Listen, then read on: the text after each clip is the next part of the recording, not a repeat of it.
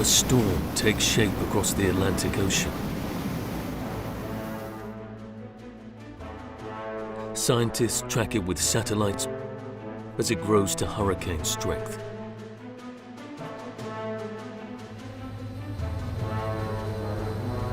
They fly into its towering structures. They seek to understand its power and to forecast its path.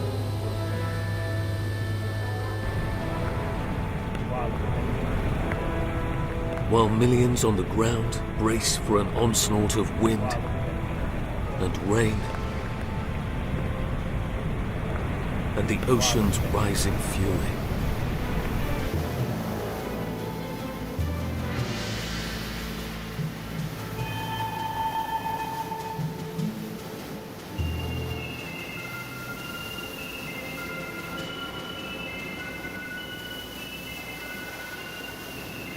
Hurricane Florence began as a low-pressure wave that blew westward off the coast of Africa. Florence fed on the warm tropical ocean and gradually intensified, becoming a hurricane. As it moved across the Atlantic, satellites peered down into its swirling winds to monitor its evolution and forecast its track.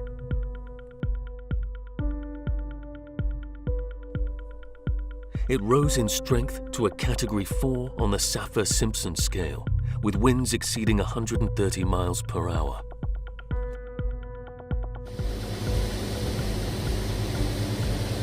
Still far out at sea, it weakened, then strengthened again. Surveillance aircraft measured peak winds at 140 miles per hour.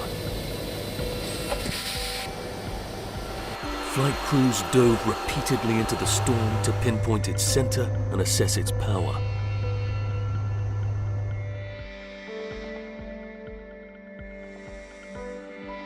They watched as the storm again fell apart off the coast of North Carolina. Its official rating was downgraded to a Category 1 hurricane at landfall. And yet Florence had already grown so large that hurricane winds extended 80 miles and tropical storm winds 335 miles from the center. The system developing to the west now blocked its path and slowed its forward speed to a crawl. Over 1 million people are said to have evacuated. An unknown number stayed, and they now face days of torrential rains.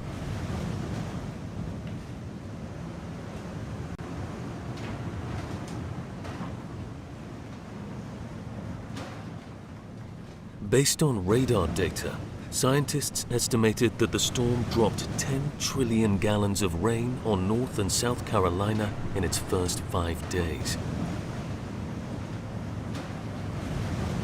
Elizabethtown, North Carolina recorded 35.93 inches of rain, the 4th highest total for any tropical weather system since 1950.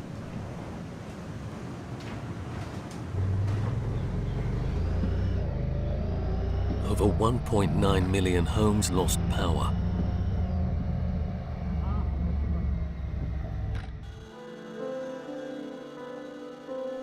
Floods are certainly not new to this region.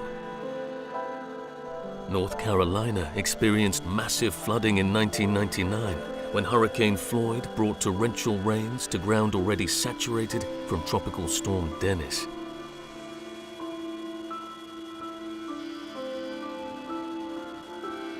When Florence arrived, the Carolinas were still reeling from the impact of Hurricane Matthew 2 years earlier in October 2016.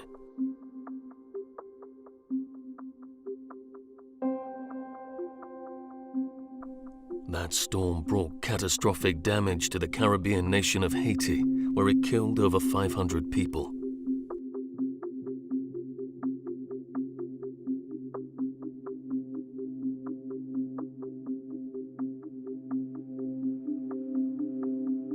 Moving north, Matthew raked the coastlines of Florida, Georgia, and the Carolinas. In all, it left just over $15 billion in damage.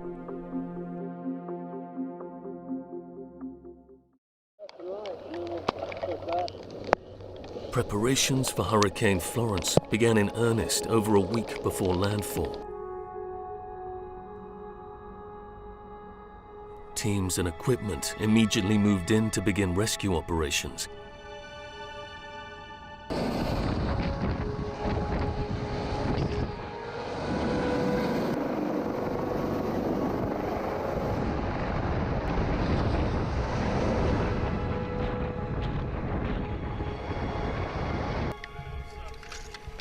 Crews arrived from the National Guard, the U.S. Marines, Army, Navy, Air Force, and Coast Guard. Private groups joined too, along with first responders from all across the country. Not on the river?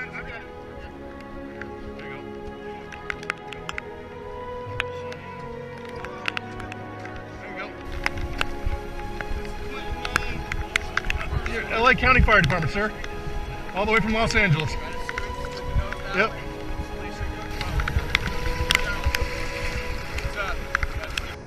Those who chose to stay in their homes might have thought they were on ground high enough to avoid any flooding.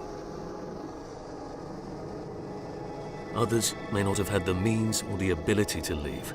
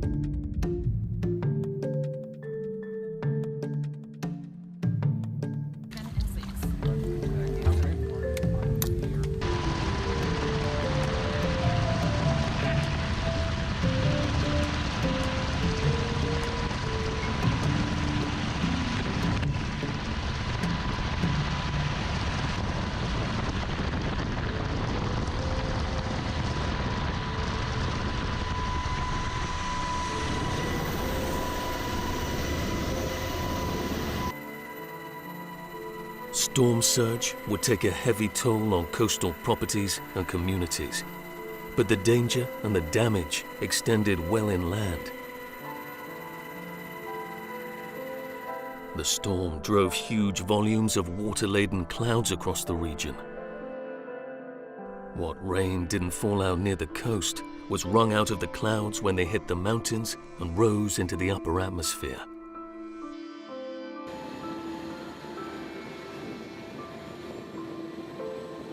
The rains finally subsided, but the water continued to drain into rivers already filled beyond capacity.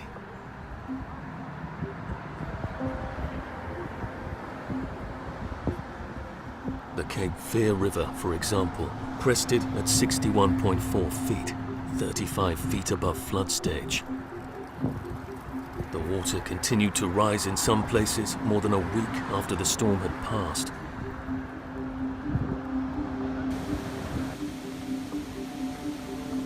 To scientists, all this rain was an ominous sign of things to come.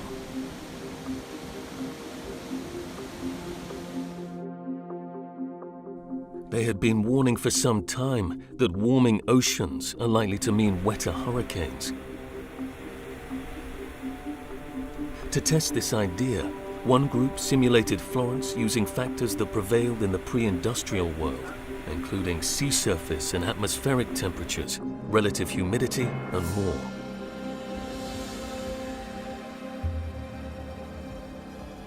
They found that the storm today was 50 miles wider than its pre-industrial counterpart and dumped 50% more rain.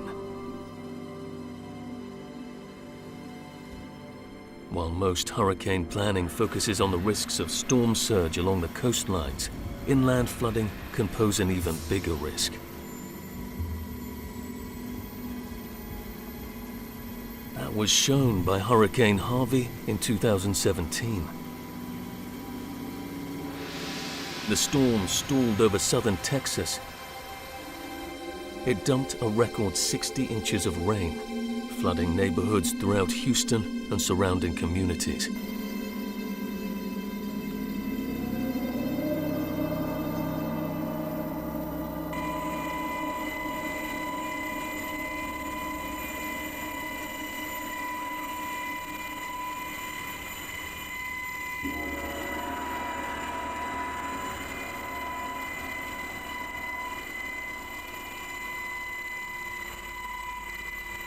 The threat of inland flooding is not linked just to hurricanes.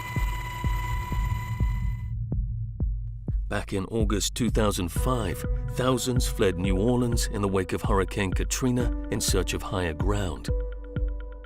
Many settled 80 miles inland in Baton Rouge.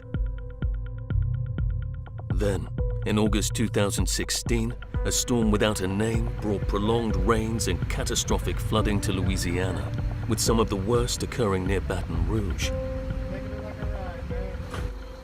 The threat of inland flooding has risen with trends in population growth.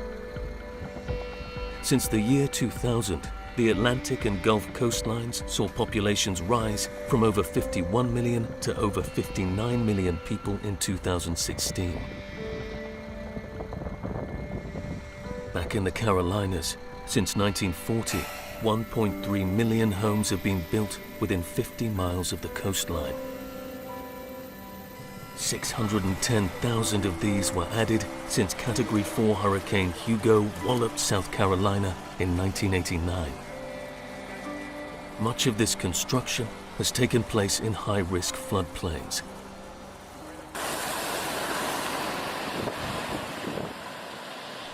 Hurricane Florence, the weak but rainy hurricane, took over 50 lives and is expected to leave up to $22 billion in property damage.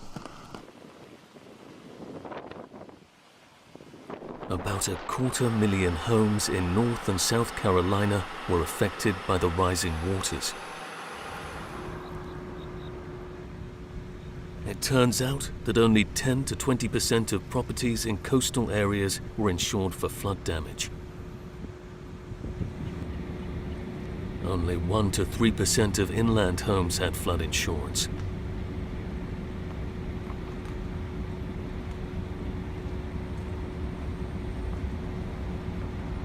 Even before Florence had passed through, some 40,000 workers began to arrive from utilities all over the US and Canada.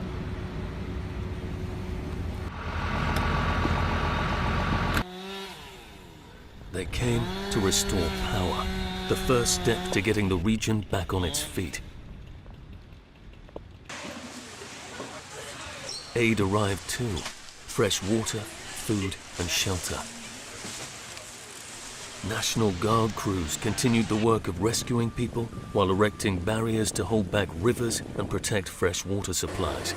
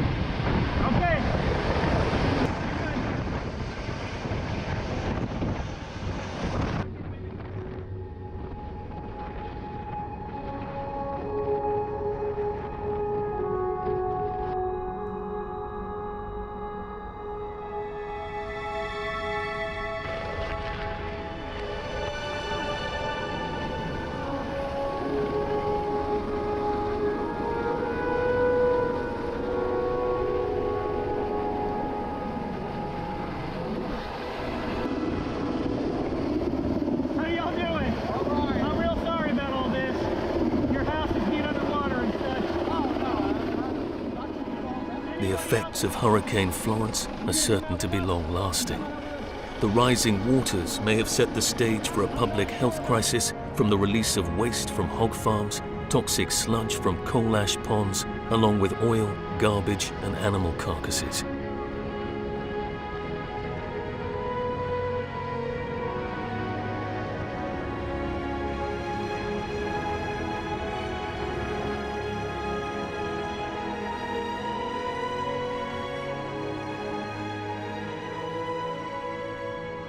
Whole businesses have been lost, and the workforce has been disrupted. Thousands of people whose homes were flooded went to work salvaging what was left.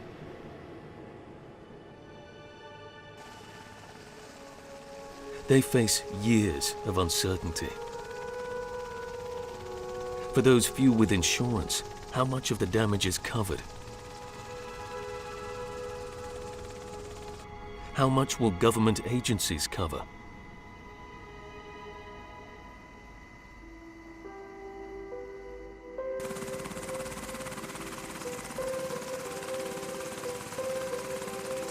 Many will find that rebuilding is simply not possible.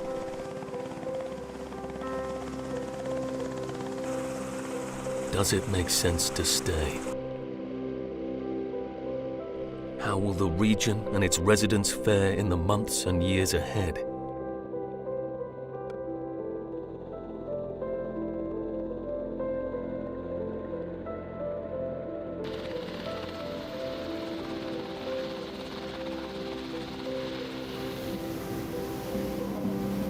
When and where will the ocean again rise up in fury?